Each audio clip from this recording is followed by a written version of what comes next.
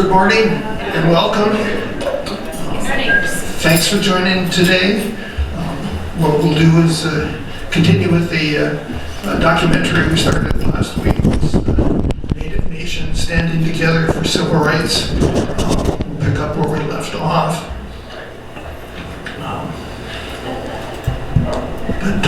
But we want to start with an acknowledgement of the land that we're residing on. So we'll look at the St. Andrews Land Acknowledgement. We at St. Andrews Lutheran Church acknowledge that in this space we are on the traditional lands of the Duwamish and Coast Salish people, a people that are still here, continuing to honor and bring to light their ancestral heritage. As I promised last week, I brought some list of references. There are sheets on the table, so if you want to take one of those, feel free to do that. They work fine, but I will suggest that really the only part we need to type in is that first part where it says elc.org/indigenous, and then the sheet will give you directions to find all of the other resources that are there. We talked about a couple of documents last week that the ELCA has adopted, the repudiation of the doctrine of discovery and the declaration of the ELCA to American Indian and Alaska Native people. There's some other interesting things on there. As we mentioned, there were a variety of classes and events that the ELCA had held through their Truth and Healing movement throughout 2023.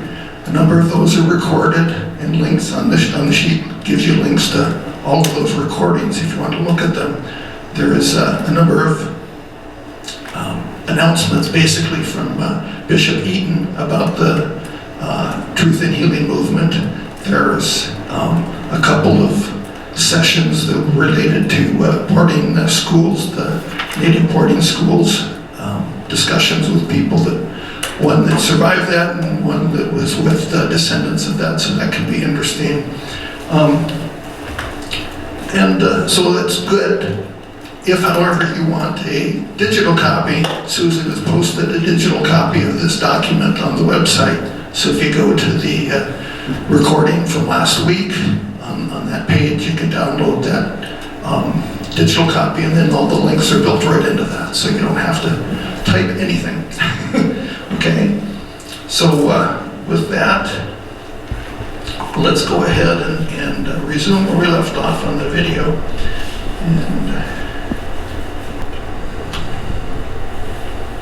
The advocacy issues that NILB got us into were complicated because you had to listen to, as pastors and congregations, the concerns and fears of your members, but at the same time have a teaching task of helping them to understand that God is really calling us to what's good for all people, and therefore needing to look at the opposite side to say, is this what God is calling us to at this point in time?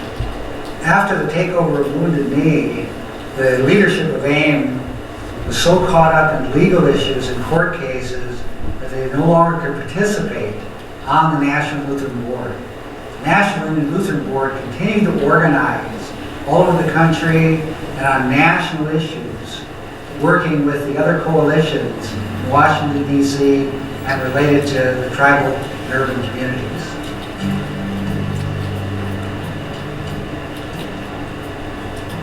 In the early 1970s, a third of Native people fell below the government's official poverty level. The average U.S. income was $10,429, compared to Native earnings of $5,226.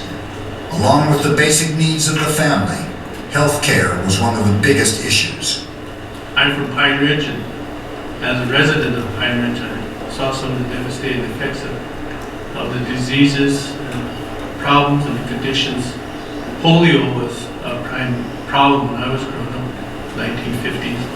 Alcoholism, substance abuse, suicides, STDs, cancer, particularly diabetes, were pretty rampant on reservations. The issues of health care, and unrecognized tribes were brought to us by the National Congress of American Indians, by Donna Harris, who was organizing all Indian strategies in Washington, D.C., and by Vine Deloria, who was really the philosopher of the sovereignty movement. In our urban hearings, one of the things that we made a point was just because Indians did not live on the reservation, under the treaty, we were entitled to services wherever we were. One of the dynamics of getting this national network together was it gave us enough people to not only write legislation and get them presented to Congress and get Congress to pass them, but enough people to get the support of the president to sign the legislation so it became law. Lutheran Council in the United States of America was a way in which the different church bodies came together to do some forms of ministry, such as Indian ministry through National Indian Lutheran Board. So it brought together church bodies that didn't work in lots of other ways together, but around these concerns could say, we are of one mind, we want to be supportive here. And that led to being able to be useful in Washington, because there was an office related to the Lutheran Council that helped do advocacy work, which assisted with some of the major issues that the Indian community was working on. We got the church groups involved in this as a civil rights, human rights issue. We brought all our allies, because they had been working outside the Senate in all of these different organizations, because that's what I've been doing back home, and Fred then in the Senate could use his skills to get it out of committee. The real key there was when it came together as a law, and it was lobbied through Congress pretty much intact. Office of Management and Budget, the president's own chief advisor in these issues, was strongly pushing for a veto. And there were people on Capitol Hill who didn't vote for the legislation that were hoping that it would be vetoed and were pushing for it. One of these organizations was that there was called Congressional Wives, and we'd have a meeting every so many months as a way of socializing. Well, Donna Harris was a friend of Betty Ford, and calling Betty Ford and urging that tonight over tea, why don't you talk to the president about this? And sure enough, it worked. I don't know how much that had to do with it, but I would think it had. So that was true. We were sweating it. We didn't know that it would be signed by him. And he signed it courageously, but with an awful lot of good pressure. There was a lot done with different issues of advocacy. And one of them, where I worked in Denver, really came from the passion of a woman who had lived in the Northwest and was involved with us in trying to build education and awareness around Indian concerns. And treaty rights around fishing were a big issue for her, having experienced that in the Northwest.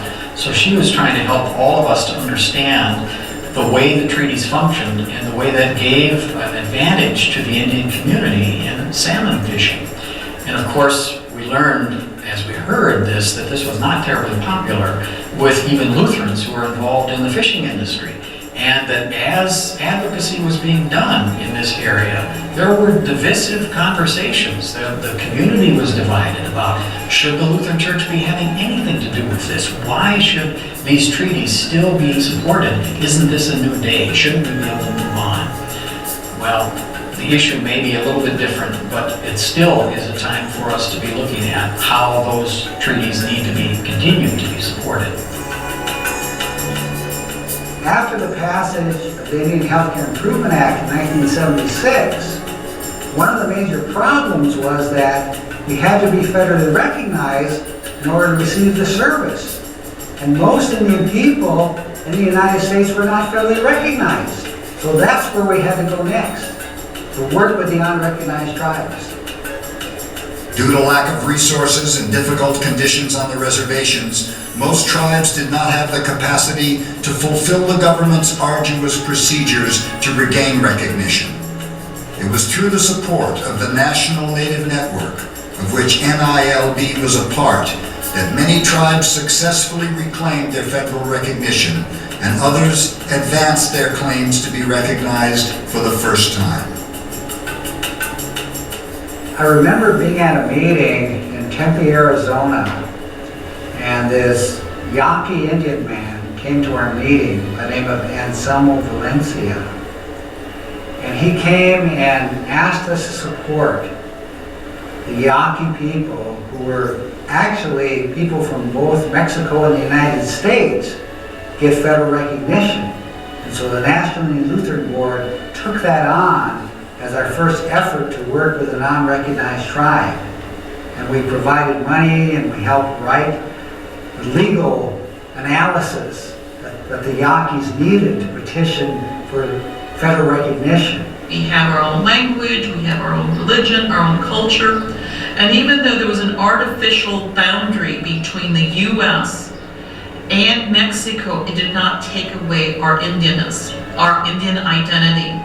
So this community, along with many other Yaqui communities in the Tucson and Phoenix area, they were not reservations. They were Yaqui communities settled by the early families coming to the Arizona territory, escaping political persecution. Well, with recognition with the Yaqui tribe, I think the main thing was to have land ownership. That differed from the other tribes in the sense that there was many civil rights issues that came along with that. The other tribes could focus more on those issues, and whereas the Yaqui tribe had some real basic issues, which was just living, having a place to live, having a community to be a part of. And Szabo Valencia told me how many of those elected officials were saying, why should we give you federal recognition? We did not have a war with you. And then Szabo Valencia turned and said, okay, that is true, but you know what? If that's all it's going to take, then I will go home tomorrow, organize, because we still have our military society, declare war on the U.S. government, and yes, we're going to lose in a matter of seconds. Well, you then give us federal recognition. And I think they were embarrassed by his comment and his challenge.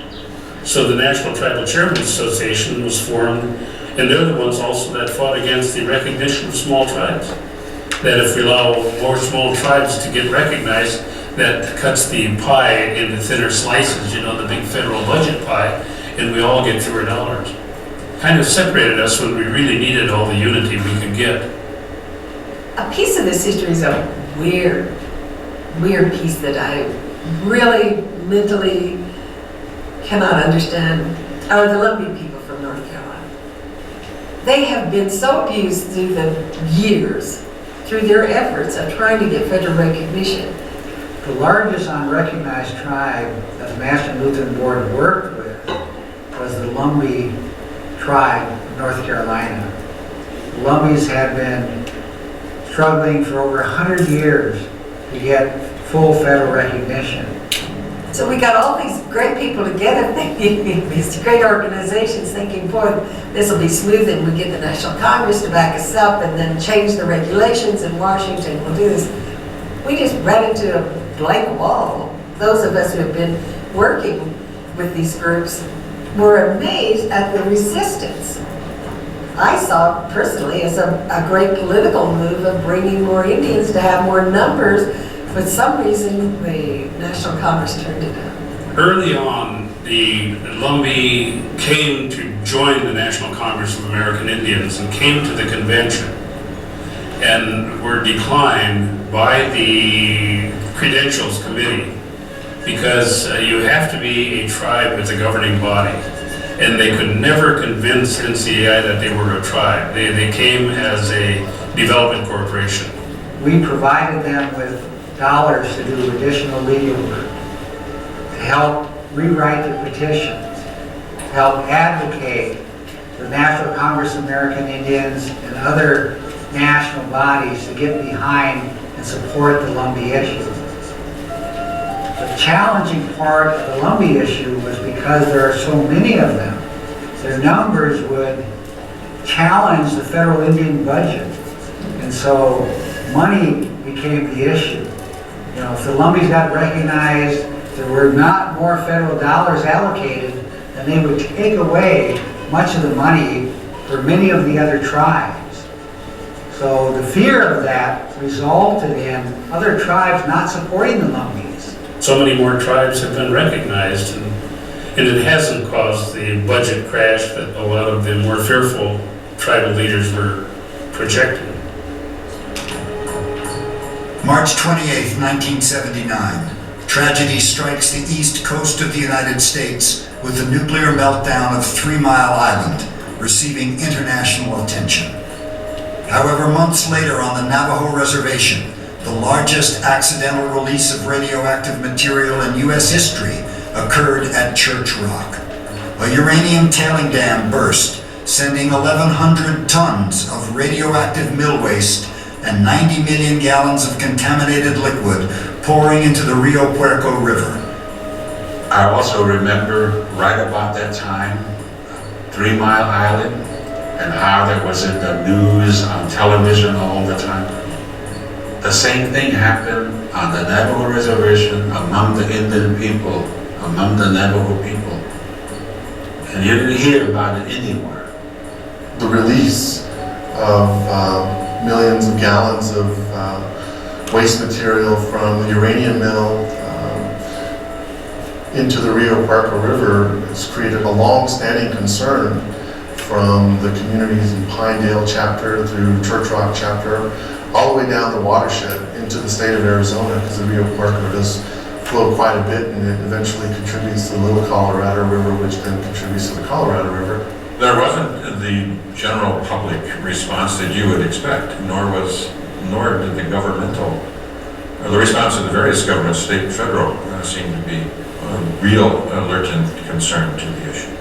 A professor of physics from Concordia College in Moorhead, Minnesota, spent a year there. People that were brought in with an NILB grant from around the country, panel of 5, and they made their assessments and made their recommendations for how things more properly would be done in the future with regard to regulating the mines and monitoring the effect of those mines. April of 2005, the Navajo Nation Council considered a law called the Diné Natural Resources Protection Act, and that law was a proposal to ban uranium mining and milling. It was received with overwhelming support and was enacted into law. Energy is important. A lot of our energy is through water, but that's going to diminish as water diminishes. So, the future of the Southwest particularly, as well as in other parts of the country, really are in the hands of Indian people. So those are the two interrelated issues that tribes are going to have to strategize on and work out and really become an important player at the table for the future of the Southwest. The National Lutheran Board, which was organized in 1970, came to an end in 1988. It came to an end with the reorganizing of the Lutheran churches. The Lutheran Church Missouri Synod pulled out of the Lutheran Council USA, which was the platform which the National Lutheran Board attached itself in a parallel body to these 3 churches. The Missouri Synod did not really intend to back away from Indian concerns, but they were in this new grouping where an ultra-conservative group became leadership in the Missouri Synod, decided we don't want to be doing this with the American Lutheran Church and the Lutheran Church of America, those 2 church bodies, because we don't think that they're quite with us in faith matters. When the Lutheran churches reorganized, they began to focus inward rather than outward. When they focused inward, they wanted to assimilate the National Lutheran Board into the newly formed Evangelical Lutheran Church of America. So there would no longer be a National Lutheran Board.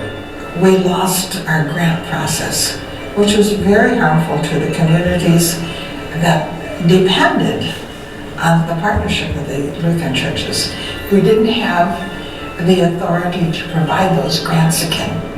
One of the things that I think was lost in the formation of the new Lutheran Church and the desk, Native American desk, was the strong self-determination that was a part of the National Indian Lutheran Board in the new structure. It's taken a long time for us to get to the point where we realize that that is a tremendous loss that took place. Though the combined resources of the National Indian Lutheran Board may have been lost, the core network of leaders remains to develop communities, whether they're urban or whether they're on the reservation, and continue to work to break down barriers between the two. So we made a commitment and a decision among the leadership that we would all go back home. So I came back here at Minneapolis, and I think things just kind of mushroomed.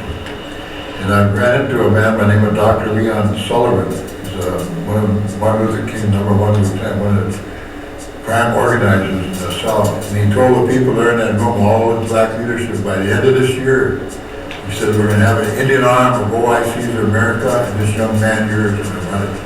We've trained over 30,000 people. We took 26,000 right out from Wells Road and put them on payroll in our job training program. And we started developing Lure in our tribe. We created the Indian Health Board, the first urban Indian health program in the nation. Our Legal Rights Center, I went to a board meeting 2 months ago, celebrated their 60,000 case. I'd like to see the whole avenue lined up with Indian programs and Indian business. That's the heart of our community. Well, on Franklin Avenue, we're trying to bring together tribal resources with urban human capital and financial capital and targeting a particular physical location, which is Franklin Avenue, where there's enough consolidation of land by now to actually build out a physical cultural corridor. Along with Franklin Avenue, there are other projects developing across the country, one of which I've been working with is Native American Connections in Phoenix, Arizona. So now, 29 years later, we have 110 employees. We have about a $7 million operating budget. We serve about 75% Native people and 25% whoever touches our door. Now we own 15 sites around the valley. We have housing for seniors. We have housing for people with HIV and AIDS. We have housing for women coming out of domestic violence shelters where it's not safe for them to go back home and they need a helping hand to start again. We have a shelter called Pendleton Court that can just reach out its hand to women out in the streets. Maybe they're having addiction to meth or alcohol addiction and they're out in the streets with their children and they can come into Pendleton Court. I saw it growing from really a vision, a dream, to a place that needed a lot of work, to something that really was becoming very strong and had a great future, and that proved to be the case. I think the future is bright. The young people should that or that means the young people will be raised, get educated, they'll come back, they'll take us. That's the duty of the young people. All of the colonial countries now, their people are coming back from their colonial countries and coming into their countries, so that it's a whole new world. How do we coexist in this world and be able to maintain our cultural and political autonomy? How do we maintain our indigeneity, we call it? Well, we live increasingly within a global environment where more people with differences are coming into interaction with each other. And so we can either become more at odds with each other, or we find the area where we are one with each other and break down the barriers of separation globally as well as locally. Kota wate kia, kokata kia maunipte, yushkia, was alia maunipte. We are people who will walk toward the future with strength and power and compassion. We've seen how war and social issues and religious and cultural misunderstandings divide and separate us. There are lessons to be learned from Native people and religious leaders who stand up together and act as one unified force for change. But we'll never solve one problem or resolve one issue until we change our thinking and learn to relate to one another without the need to dominate, control, or or destroy. I'm Peter Coyote. Thank you for watching.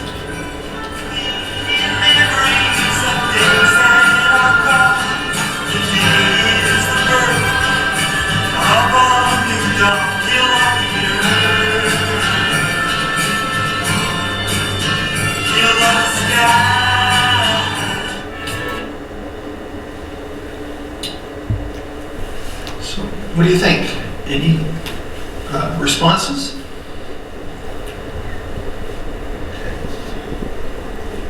I'll say that it was interesting having studied a lot of our church's history and everything else. I don't remember hearing a lot about the National Independent Lutheran Board before this. Like I was trying to dig through my memory of was this something I'd heard of before? And it's kind of a lost advocacy that is still needed. Like they mentioned, Pine Ridge Indian Reservation multiple times. That's still a reservation that still faces extreme poverty and disease and addiction issues and other things. And so it's interesting to see how, they're 30, 40, 50 years on, places that were needing help then are still needing help and advocacy now, and there's one less resource to help them. Yeah. It's kind of too bad that that National Indian Lutheran Board kind of fell apart when the church reorganized. Sounds like there are some things going on, and certainly this whole approach that the ELCA has taken with the truth and healing movement is an important part of that.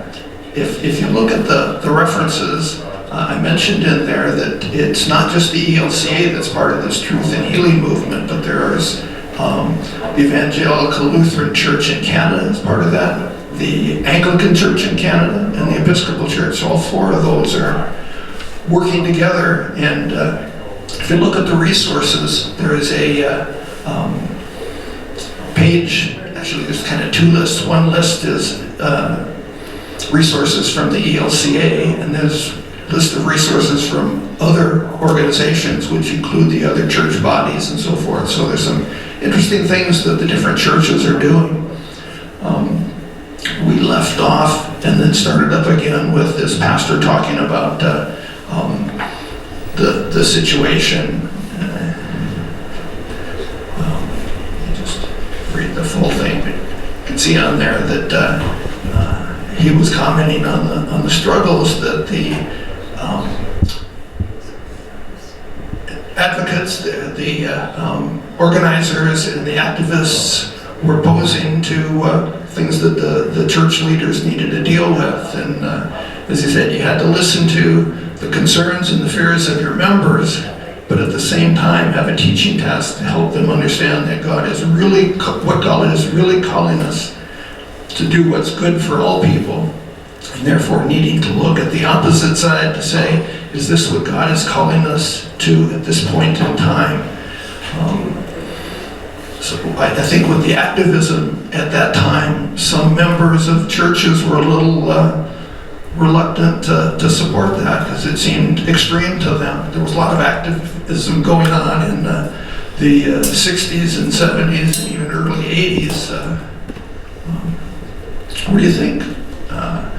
You think that's still true today? That some people, maybe members of churches, other churches, ours, that are a little reluctant to be interested in supporting them? Is it something that we as a church, our church leaders, need to express to our members? Help them to understand that these Native Americans, these Indians are people too, God's children that need to be cared for. Any comments? No? Okay. Well, as was mentioned several times, these issues haven't gone away. There's still serious issues among the Native people, both on the reservations and off the reservations.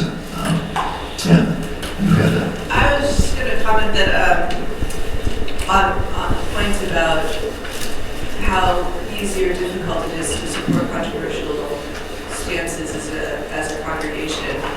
I think that individually we all think it's going to be very easy until it's, oh, but you have to give something up. Or the perception is you have to give something up to be able to support other people. And I didn't live here during the fishing riots, but I think it would have been very interesting to know how St. Andrews actually responded to the fishing riots. Because that is like, hey, in order to support the thing that might be right, like it does require sacrifice. And that's what God calls us to do sometimes. So. Yeah, definitely. It affected a lot of people, both indigenous and non-indigenous, when that came down. And they pointed out in the documentary that the tribes that were not federally recognized and struggling to get that, there was a concern of others that they'd lose out if they included the other tribes. And he did mention that didn't really come to pass as more tribes were included, but there was a fear of that. And I think that's a fear that happens all kinds of places, not just among the Indians, but among people where they're afraid to support someone else because they're going to lose out something when they do that. But it's important to do things that are right.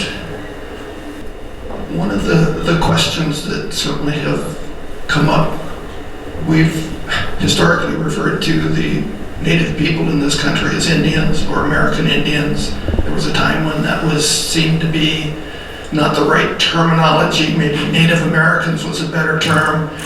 More common nowadays, I think, is indigenous people. But it was interesting that one of the activists in the documentary said, Indians is what they use to oppress us, and Indian is what we will use to gain our freedom. So they kind of reclaimed that term during the activism, that they had the American Indian movement, the AIM that they talked about, that were using that term. We probably saw some in the video, people with Indian and proud and so forth, so we're using that term. But what's your kind of take on that? Is that, should we use it? Indian, Native American, indigenous, all of them? First Peoples. Pardon? First Peoples. First Peoples, yeah.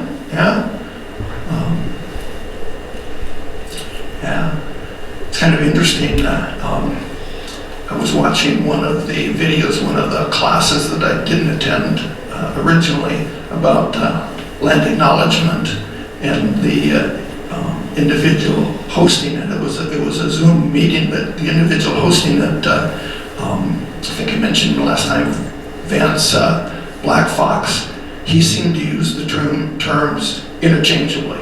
As he talked, he would say Indian, sometimes he'd say Native American, sometimes he said indigenous, almost like they were interchangeable to him. And he, I believe, is a member of the Cherokee Nation. So it's kind of interesting take on that. Yeah, Doug? Speaking of the advocacy pieces, even something as small as land acknowledgement isn't without controversy. I've been in conversation with people that are worried that something as simple as the land acknowledgement will acknowledge that these native peoples have right to our land, and they're afraid of losing the space because of just acknowledging that this was first somebody else's land. So even something as simple as the land acknowledgement, which I think is becoming more and more common in spaces, is not without controversy. There's no question that there's some controversy there.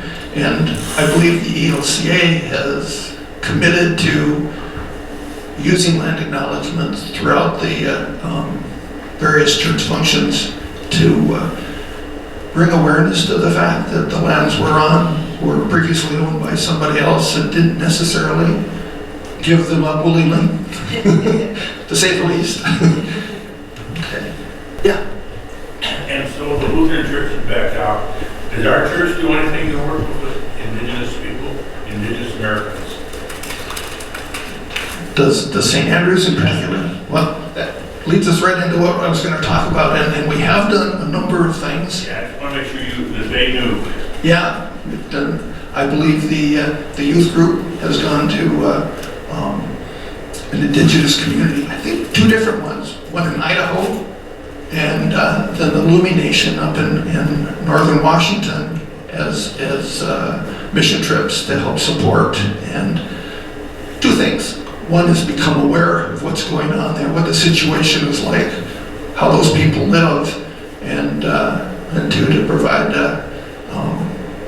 support where they can.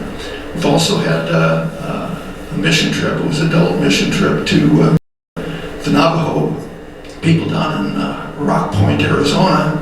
I know Marv has been there at least twice, and a group of us went a few years ago there to learn about the Navajo Nation, to do what we could to help there, and at the same time, I think, become aware of what goes on there. The lack of water and electricity in most of their houses is kind of amazing to think that exists here in the 21st century, but it does. So that kind of brings us to one of the statements in there was, so if you can organize the churches, you can organize millions of people behind injustice, behind eradicating poverty. And that's certainly an attempt that the National Indian Lutheran Board did. From the video, do you think they were effective? I think eventually, in terms of allyship, I don't know if you remember at the beginning, they held this meeting and the Lutherans had put together the agenda and were all set to run this meeting, and the Indian population came and said, this isn't right, and they walked out to put an agenda together, and so I think that was kind of a learning point in the process, but it seemed that over time they got better at being allies being someone that works with them, stands beside them, but doesn't try to dominate or control, but instead support what the people were after, in this case the indigenous people. Okay. Other comments or questions before we head off to church, because it's about time to do that? Yeah. So what is the Lutheran Church as a group doing now? Is there, it mentioned something with the ELCA, but it doesn't sound like it's as big of an organization as it was? It certainly isn't at this point. I don't think they have the funding and so forth that they did as the National Indian Lutheran Board. But I think they're starting with this truth and healing movement, which is more of an education process. Initially, it was just going to be something that was carried out during 2023, and they've committed to more events, more classes in 2024. Where it will go from there, I don't know, but certainly the church has committed to try to make a difference for the indigenous people, and so be interesting to see where it goes. So far, I haven't seen any scheduled classes or events for 2024, but the Truth and Healing Movement page that you can get to on the reference is where they list all of the upcoming and most of the past classes with descriptions on that. So if you kind of go there, and as soon as things get scheduled for 2024, you'll see when they are. Some of them, like I say, were not recorded, so you need to attend them when they happen, and others have been recorded. And I'm hoping they'll go forward with more of the recorded ones, because that's really helpful. Because this is throughout the country, maybe a convenient time in eastern U.S. and not very convenient out here, vice versa. So that'll be a place to watch for those things. And we need to continue here at St. Andrews looking for what can we do to make a difference. And so it's going forward. Okay. Any final things, Doug? Well, and they mentioned at the beginning of the video and right at the end that the National Indian Lutheran Board was a multi-church organization, so it had the old LCA, ALC, and then Missouri Synod all working together to form that body. So, when the church was reorganized where the merge happened with the ALC and the LCA to form the ELCA, the Missouri Synod stopped having a positive relationship with the ELCA, and there's a lot of reasons for that. But that, I'm sure, contributed to the end of the National Lutheran Board, because you had one less partner in that process. Yeah. And they mentioned that they tried to kind of incorporate it into the ELCA, but apparently that didn't work very well because they didn't have the same kind of funding and so forth. So, yeah. Okay. Just coincidentally, or not, the Seattle Times has a multi-page story on the history of the Volt decision in today's paper. Was that right? Yeah. Very good. Okay. And I will mention that Susan had provided us these maps, so if you want to have a chance to take a look at them, maybe not before church, but after, I'll leave them up. You can take a look. There's one that kind of shows what parts of the country have been and are currently occupied as Indian territory or Indian country. The other one talks about the languages spoken throughout North America and the various indigenous languages at the time before the Europeans came. So it kind of gives you an idea of what was covered by the Indians. All right, with that, I want to thank you for coming today and let you get to church on time. Thank you.